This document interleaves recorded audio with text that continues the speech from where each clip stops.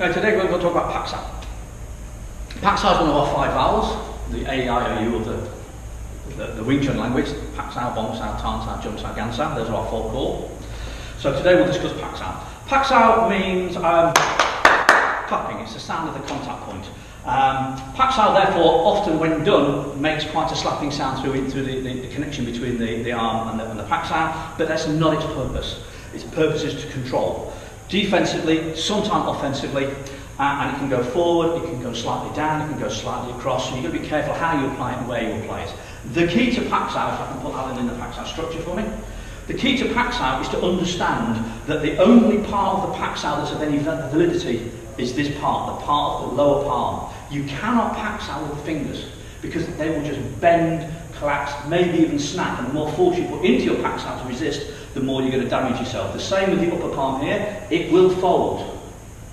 The only part that you've got any support is the thickness of the wrist on the face of the palm. So Pak Sao needs to be about here.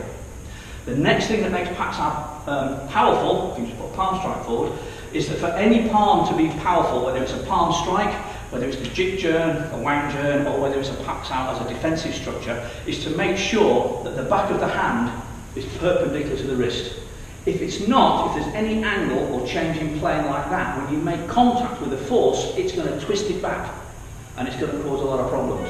So the angle of the forearm here, in Pak Sao, is what determines the shape of the hand. But the shape of the hand is determined by the angle of attack. So therefore you have to have the ability to adapt it accordingly.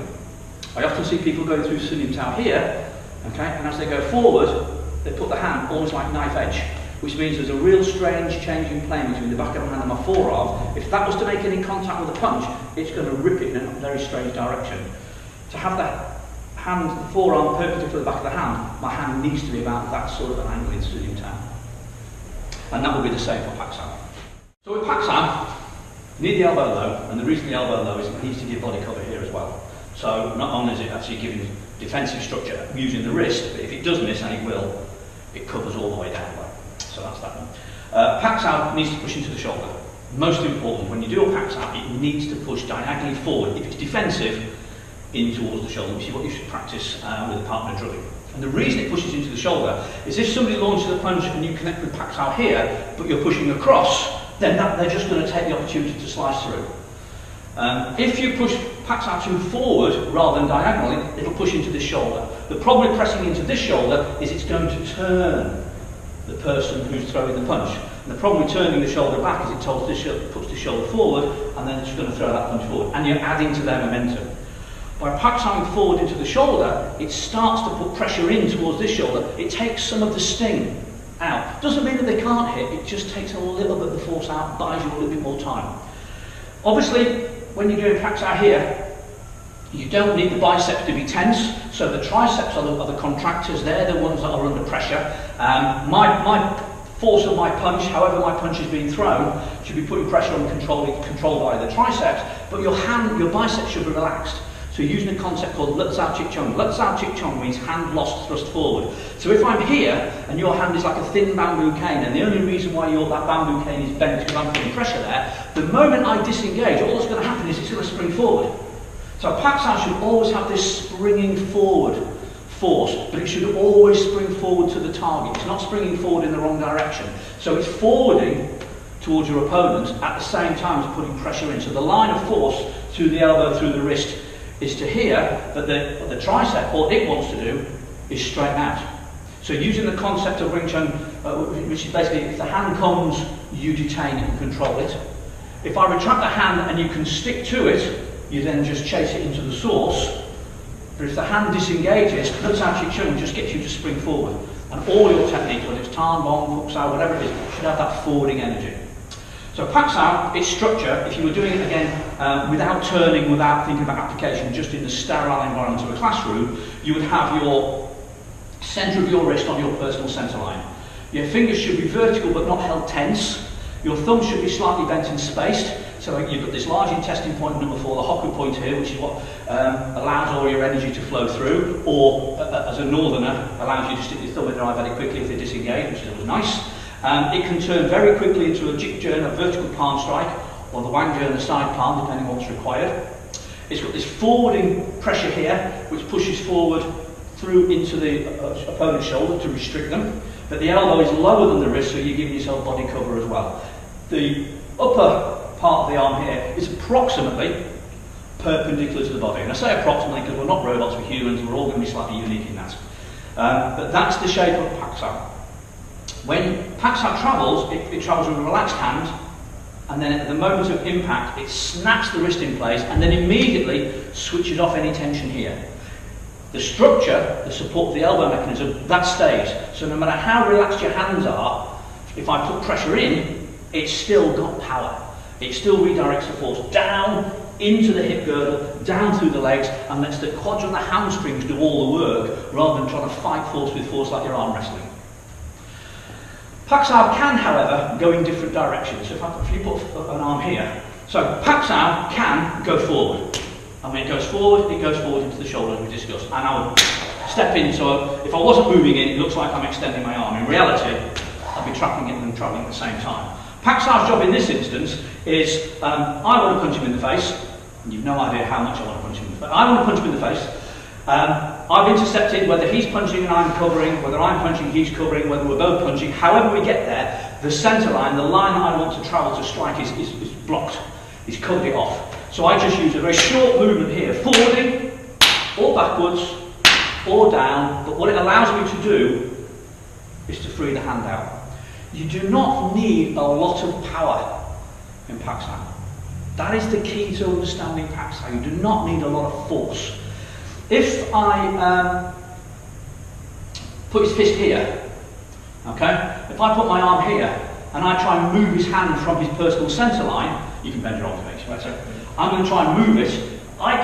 It takes a lot of force to try and move his arm out, because as I start to apply force, his muscular structure feels it, realigns itself, and it can be very powerful.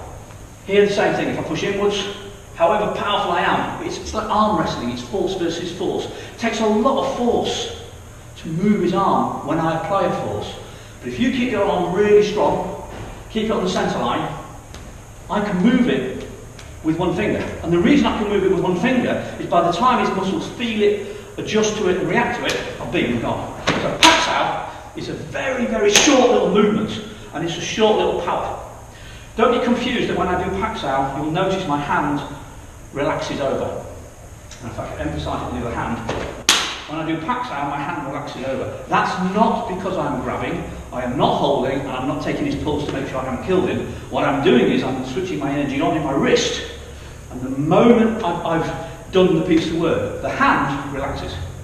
When he pushes towards me, my elbow structure doesn't. So all the work's being done in the triceps through the legs, but I'm not holding, and that's key. It looks like it, I jump you, but I'm not holding, because all I want to do with Pak Sao as a structure is prevent him coming towards me. If he pushes towards me, whether my hand's open or relaxed, I'm trying to keep him out. What I'm not bothered about is if he pulls his hand back, I'll just hit him. If he drops his hand, I'll hit him. If he lifts his hand, I'll hit him.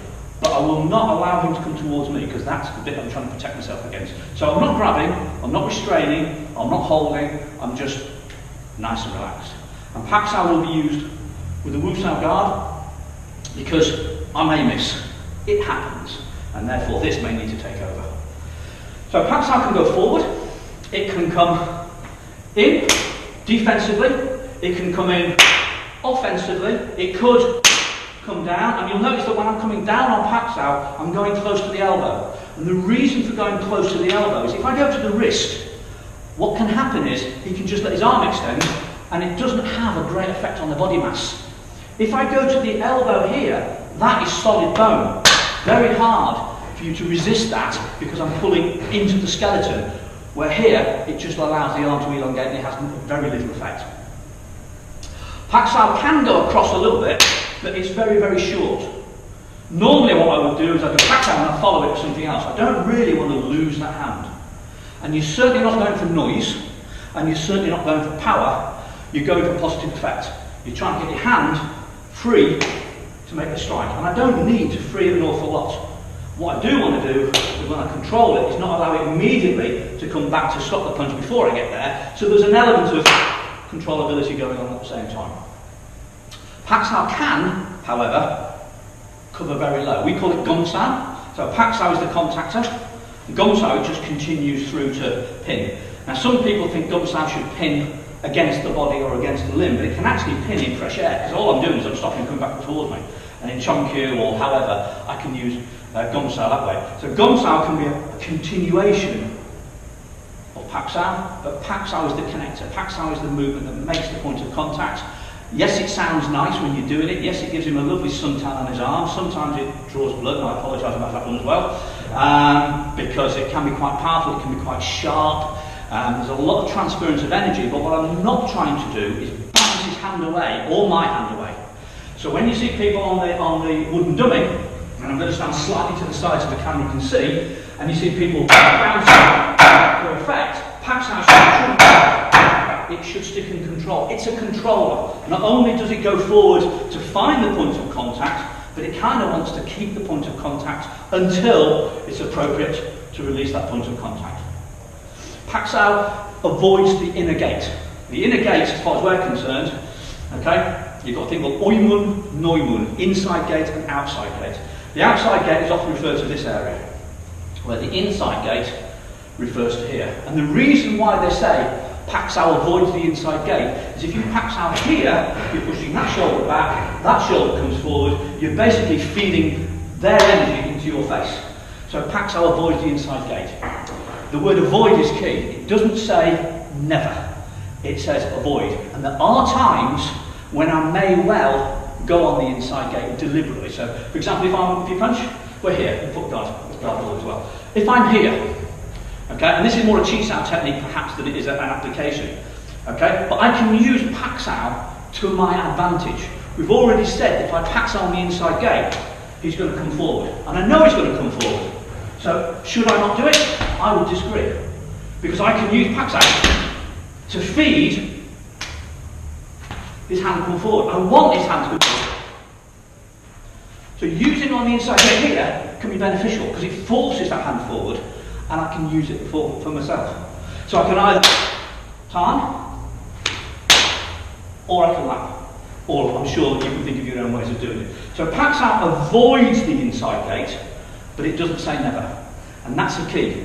It's a principle and it's a concept that you learn in Wing Chun. You don't learn a hard set of rules. As soon as you've got a hard set of rules that say you never do that, you're kind of restricted. And that's not what Wing Chun's about. Wing Chun is about providing you with a Swiss Army knife set of tools that you take out appropriately, you use appropriately when you need them.